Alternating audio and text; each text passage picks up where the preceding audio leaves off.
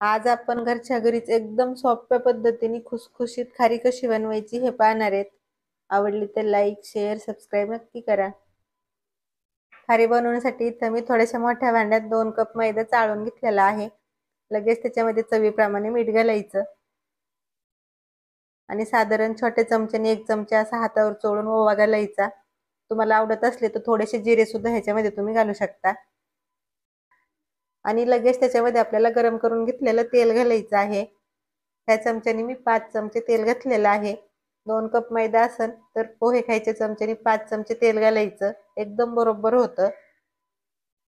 तेल गरम आहे तोपर्यंत चमच्याने चांगलं एकत्र करून घ्यायचं आणि थोडंसं गार झालं की चमचा काढून ठेवायचा आणि हाताने सगळ्या मैद्याला छान असं तेल चोळून घ्यायचं. तुम्हाला जर तेल घालायचं नसलं ह्याच्यामध्ये तर तुम्ही तूप सुद्धा घालू शकता. तर हे पहा मी घातलेलं तेल सगळं छान असं मैद्याला चोळून घेतलेलं आहे आणि मस्त मूठ होतीये त्याची. तर लगेच आता आपण पीठ मळून घेऊया. थोडं थोडं पाणी घालायचंय आणि पीठ मळून घ्यायचं. हे पीठ आपल्याला थोडंसं घट्टसरच मळून घ्यायचं आहे. त्यामुळे एकदम जास्त पाणी घालायचं नाही. थोडं थोडं पाणी घालायचं आणि घट्टसर असं पीठ मळून घ्यायचं. ही खारी बनवायची एकदम सोपी आहे. अगदी झटपट बनून होती आणि खूप मस्त लागते, खुसखुशीत, खमंग आणि भरपूर दिवस टिकते सुद्धा. तर पहा मी थोडं थोडं पाणी घालून छान असं पीठ मळून घेतलेलं आहे. तर ह्याच्यावरती आता झाकण ठेवायचं आणि 15 मिनिटासाठी पीठ भिजू द्यायचं, म्हणजे मस्त मऊ होतं. हे पहा मी 15 मिनिटासाठी पीठ भिजत ठेवलेलं. तर लगेच आता झाकण काढून घेऊया आणि परत थोडंसं पीठ मळून घ्यायचं. जास्त आता मळायची गरज नाही, फक्त 1 मिनिटभर पीठ मळून घ्यायचं. आणि पहा अगोदरच्या पेक्षा किती मस्त पीठ झालेलं आहे. एकदम मस्त झालंय मऊसूत. तर थोडंसं पीठ मी मळून घेतलेलं आहे.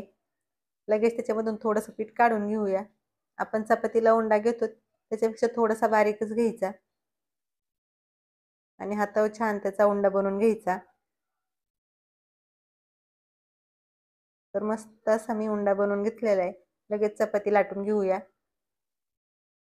चपाती लाटीत असताना जर गरज पडली तर थोडंसं त्याला गव्हाचं सुक्कं पीठ किंवा मैदा लावायचा आणि मस्त पातळ अशी चपाती लाटून घ्यायची. पीठ जास्त पण लावायचं नाही. पीठ जर आपण जास्त लावलं तर खारी तळताना तेल जास्त खराब होतं. त्यामुळे लागण असं थोडंसं पीठ लावायचं आणि हे पहा अशी मस्त पातळ चपाती लाटून घ्यायची. तर मस्त अशी चपाती लाटून झालेली आहे. लगेच आपण त्याला थोडंसं असं वरून तेल लावून घेऊया. तुम्हाला जर तेल लावायचं नसलं तर थोडंसं तूप घ्यायचं आणि त्याच्यामध्ये 1-1.5 चमचा मैदा टाकायचा आणि छान त्याचं मिश्रण करून ह्याच्यावरती लावून घ्यायचं. तर मी तेलच लावलेलं आहे. वरून थोडंसं सुक्कं गव्हाचं पीठ लावायचं असं आणि दोन्ही बाजूने उचलून छान असं फोल्ड करून घ्यायचं आणि परत वरून थोडं थोडं तेल लावून घ्यायचं. अगोदरच्या सारखं छान सगळीकडून तेल लावून घ्यायचं आणि थोडासा मैदा किंवा गव्हाचं पीठ लावून घ्यायचं. परत एक वेळ आपल्याला असं दुमडून घ्यायचं आहे आणि हलक्या हाताने थोडंसं आता ह्याला लाटून घ्यायचं. जास्त लाटायचं नाही, हलक्या हाताने थोडंसं लाटून घ्यायचं. तर हे पहा मी थोडंसं असं लाटून घेतलेलं आहे. तर अगोदर आता दोन्ही बाजूनी थोडं थोडं कट करून घ्यायचं, म्हणजे मस्त एकसारखी सगळी खारी तयार होती. आणि लगेच खारी कट करून घ्यायची. लहान मोठी तुम्ही तुमच्या आवडीप्रमाणे कट करून घ्या. तर हे पहा मी अशी खारी कट करून घेतलेली आहे. सुरुवातीलाच बरीचशी खारी अशी बनवून ठेवायची आणि नंतर एकदमच तळायला घेतली तरी सुद्धा चालतं. बनवून घेतलेली खारी लगेच आपण तळून घेऊया. त्याच्यासाठी मी अगोदरच तेल गरम करायला ठेवलेलं आणि खारी तळण्यासाठी तेल जास्त कडकडीत गरम करायचं नाही. थोडंसं कमीच गरम करायचं आणि तेलात बसन एवढी खारी सोडून घ्यायची.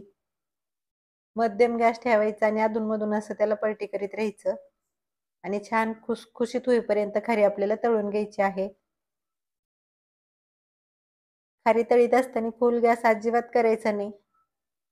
आपण जर फुल गॅसवर खारी तळली तर फक्त वरून वरून लाल होती पटकन आणि आतपर्यंत छान खुसखुशीत होत नाही.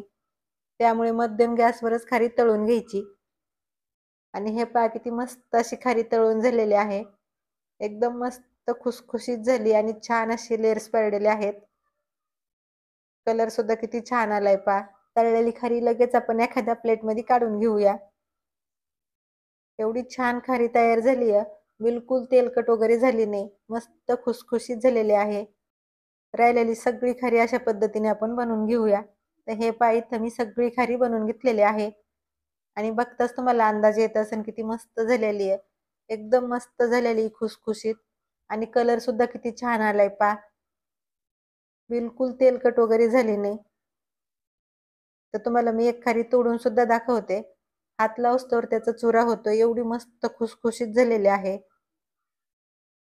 थोडीशी गार होऊ द्यायची आणि नंतर एखाद्या हवाबंद डब्यात ठेवायची.